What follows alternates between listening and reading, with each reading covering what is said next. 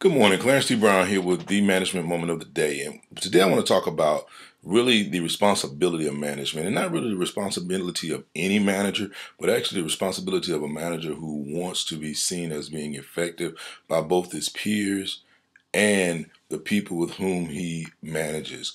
And I've recently been dealing with managers and trying to really discuss with them the options that they have. And that's what I want to call it right now, options, because really, as a manager, especially if you're in upper level management or particularly middle level management, you have a lot of autonomy as to how you deal with your employees. And so you have some options when dealing with your employees. The first thing that I want you to understand, or I try to get people to understand, is that if you take the responsibility of hiring somebody, and if you take the scenario, if you look at a scenario where, just say for instance, I come into your corporation and I interview for a position, and I lie about my background. I mean, I'm just telling you the untruth. I'm bending the truth. I'm stretching the truth. However you look at it, I'm not being honest. I'm not showing integrity in the interviewing process. But I say everything that you want to hear. I light the lights up, and you say, oh man, this is the person that I have to have. And you hire me. Now, day one, when I report to the office for work, my responsibility has stopped until you give me an assignment. Now, okay, if I'm an effective worker, yes, I do want to come to work. I want to be proactive. I want to be a self-starter and all those things. But let's put that by the wayside for now and think about exactly what I'm saying. I have been hired based on false merit, but you hired me anyway. Now, it is the responsibility of the hiring manager or the corporation at that point to either do a thorough background check and then utilize the option of saying, well, you know what, things didn't work out, so we're not going to hire you. Or decide to say, hey, I realize that you weren't exactly truthful about your stance, but we're going to bring you on anyway. Either rather they say that verbally or not, but they have to take that stance. And then it is the responsibility of the hiring firm to then develop that employee or develop me to be what they want me to be, because they took on the responsibility of hiring. My job was to show up at the interview and to sell myself, and I did. And under no circumstances am I suggesting that you lie during an interview. I'm actually talking about the responsibility of the manager now. And so my responsibility at that point as the manager is to actually develop the talent, because the talent, I brought it in.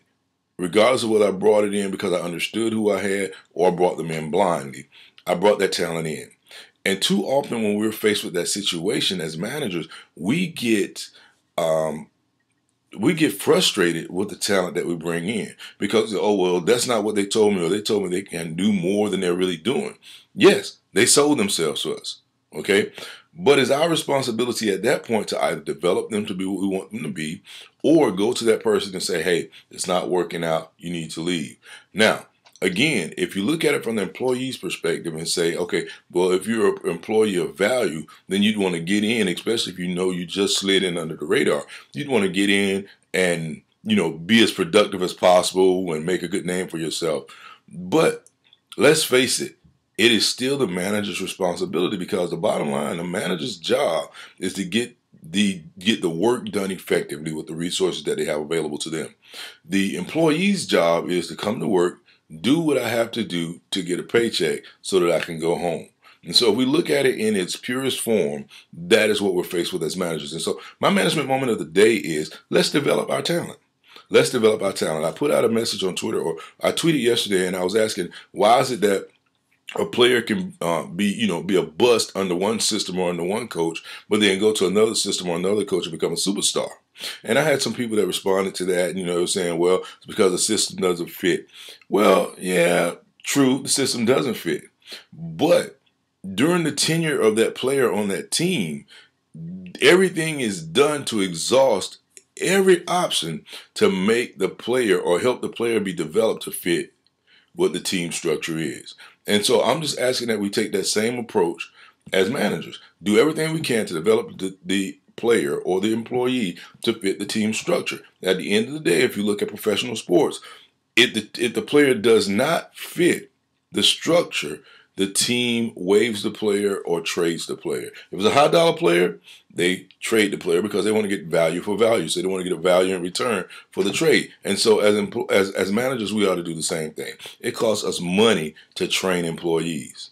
Okay, it costs us time to train employees. And if we're contract based and we're working for somebody else, it costs us ramp up time to train new employees. So as managers, I'm just, management moment of the day, just an idea, a thought. When we bring on new employees, whether we hire them or the corporation hires them, when we bring them on, it is our responsibility to develop them to what we need them to be. And at the end of the day, if they decide that they don't want to be developed, then it's our responsibility ultimately to then show them the door. Clarence T. Brown, talking about Limited Liability Corporation with your management moment of the day. Today, December 3rd, 2010. Have a great day. I'll see you next time.